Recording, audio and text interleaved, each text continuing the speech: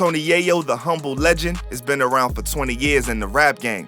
As the right-hand man to 50 Cent, he earned his respect because of his devotion and loyalty to his brothers. Although he's been very comfortable playing the background, he definitely has a story of his own. So today, we're gonna drop some context for his undying loyalty.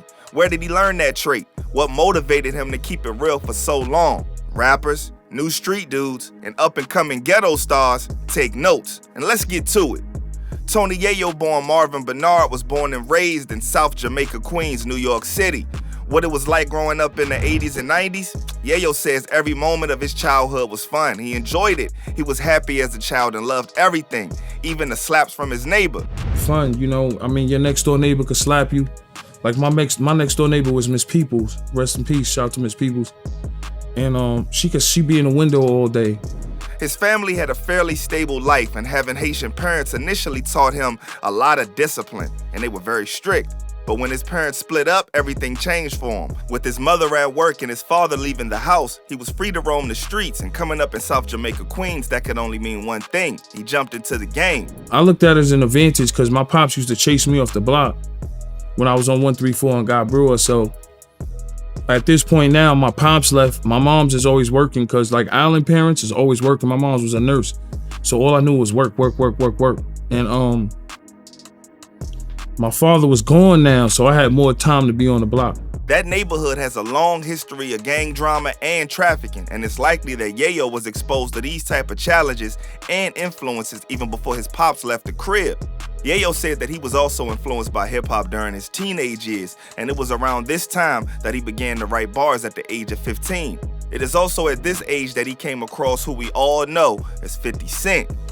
Yayo said that he was already active in the streets, even younger than Yayo, and his reputation impressed him. Their friendship, which lasted for years, began on the streets where hundreds of crimes were committed. Of course, it was impossible to remain innocent and clean, so why not embrace the dirt?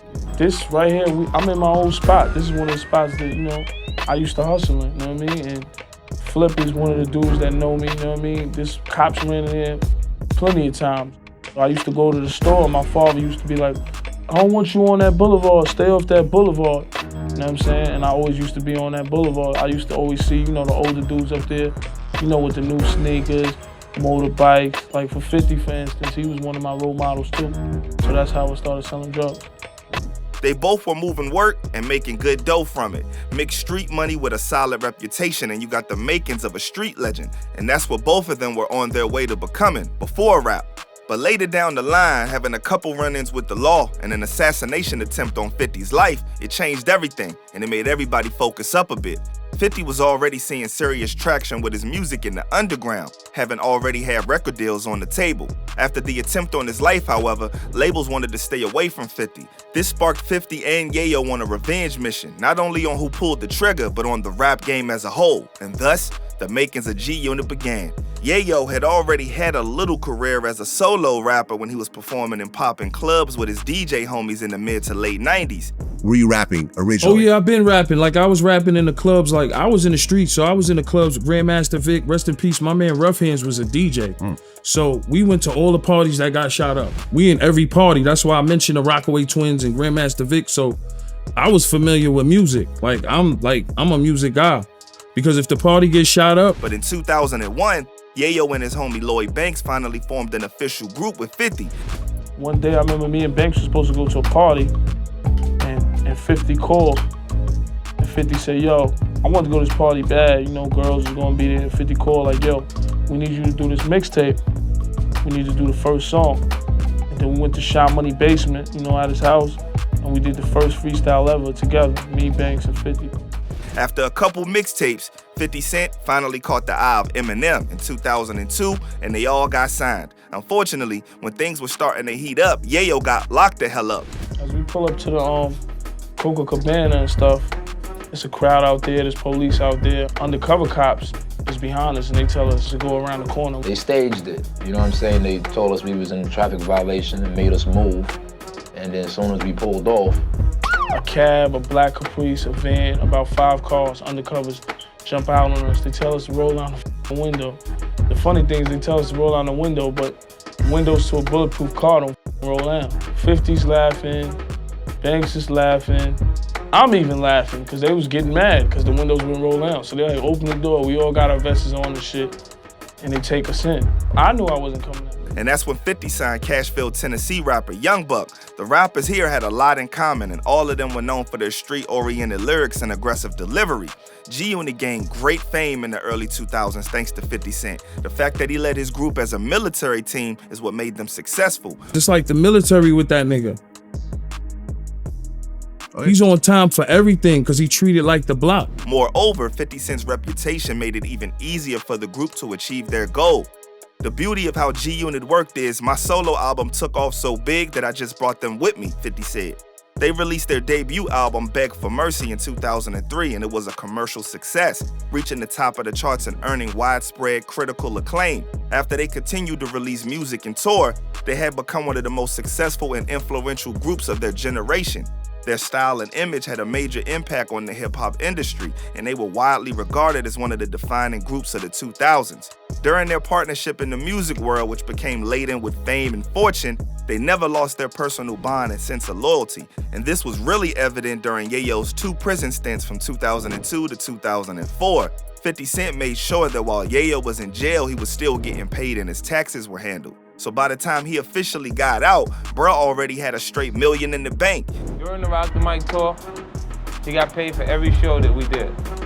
He wasn't there physically, just to get rich or die trying. The same money that Banks got and Buck got, Yayo got. So by the time Yayo came home, after taxes and everything, he already had $1 million in his account, and he'd come home comfortable, into a comfortable space, and he doesn't feel so far behind the rest of his camp.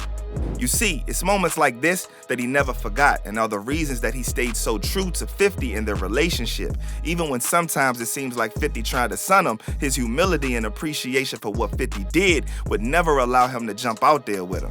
While doing one of his stints, Eminem even showed the ultimate sign of solidarity by rocking a free Yayo t-shirt during his Grammy performance. So it wasn't just 50 Cent being loyal to an old friend, it was the whole G-Unit and Shady and Interscope family being loyal and moving as a unit, so to speak. Something that is very rare, even today. I mean, how did it feel to have the biggest artist in the world, Eminem, show up with a free Yayo shirt? I mean, this is why I try to tell you, I feel like in my career, you know, because after 50 had the success of Get Rich or Die Trying, he could have went straight into the massacre, but he went into Beg for Mercy to showcase his artist. Yeah. So I felt like, you know, he always threw us to exist. You know, I mean, sometimes, you know, when things don't go right for people, they might feel away. But I just feel like, you know, he made us millionaires. We had houses. It is important to note that Tony Yayo's arrest is just one aspect of his life and career and should not be taken as the defining characteristic of who he is as an artist and as a person. Through his music and public statements, he has offered a powerful and often personal perspective on life in the inner city and the challenges faced by those who have this disadvantage. After his release on the 25th of May 2004, Yayo continued to make music and tour with G-Unit. In interviews, he has talked about how the experience of being incarcerated changed him and made him appreciate his life and his freedom more. Honestly, I'm gonna tell you, I wasn't really stressed about it because everything happens for a reason. You know what I mean? Maybe I would've got shot that day. Tony Yayo was arrested again on charges of assault and weapons possession in 2007. The charges stem from an incident in which Yayo allegedly confronted the 14-year-old son of Jimmy Henchman Roseman, a music industry executive and street entity, and struck him in the face. The incident was reported to the police, and Yayo was subsequently arrested and charged with assault, weapons possession, and endangering the welfare of a child. In this process, an armed attack was allegedly carried out on the house of Yayo's moms. Although Yayo denied the allegations throughout the investigation, he failed to convince the judge, and that's why he was in prison for about 10 months. But on January 10th, 2008, one of Yayo's co-defendants, Lodi Mack, admitted that he was the one who attacked the kid. As a result, Yayo was acquitted. If this is true, this again proves how loyal Yayo was and how he stuck to the G-code, being willing to take the rap on an alleged assault of the son of a very powerful adversary. That took guts, man. Throughout his career and life, you can see how important his friendship and dedication to 50 Cent was.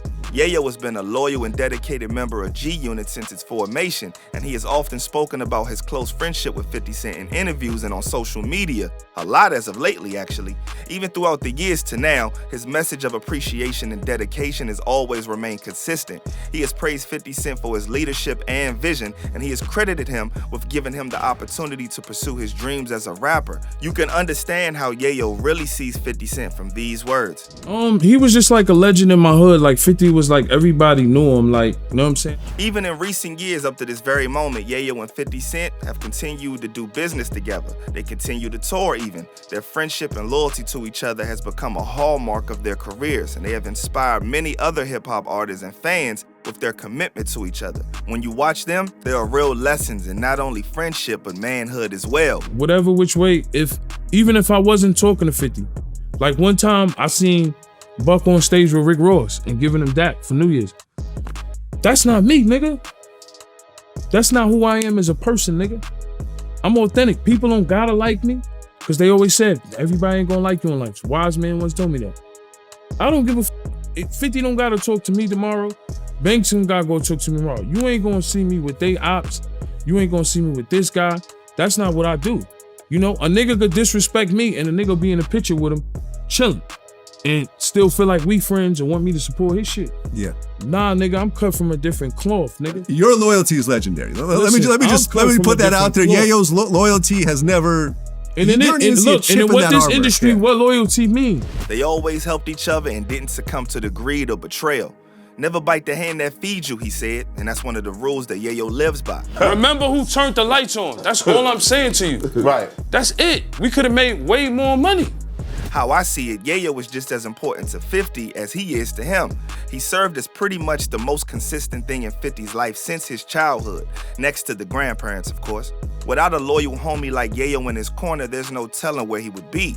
You've seen how long the friendship that comes from the streets of South Jamaica lasts. Their devotion to each other in a world like this is admirable.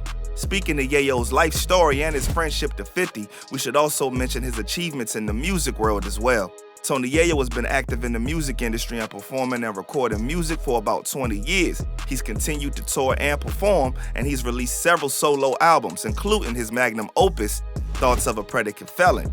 Many fans and critics appreciate Tony Yayo's unique flow and lyricism and consider him to be a talented rapper. He's also been active on social media, interacting with fans and promoting his music.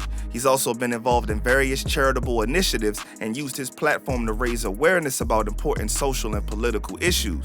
Although he's not a rapper as successful as 50 Cent, thanks to his loyalty, Yayo has won the love of many people because of his character. To be the best friend of one of the biggest rappers the world has ever seen, and to never have fallen victim to the fame and stress that comes with that lifestyle is an incredible feat within itself, legendary even. For the last 20 years, Yayo has been the poster boy for loyalty in a game where such a thing hardly exists. The younger generation of rappers and street dudes would do themselves some justice by taking notice. For real. Hey yo, make sure y'all like, subscribe, and comment what y'all think about Tony Yayo and his loyalty and loyalty as a whole. Is it important to y'all? I'll be back soon with more food for the mind. Peace.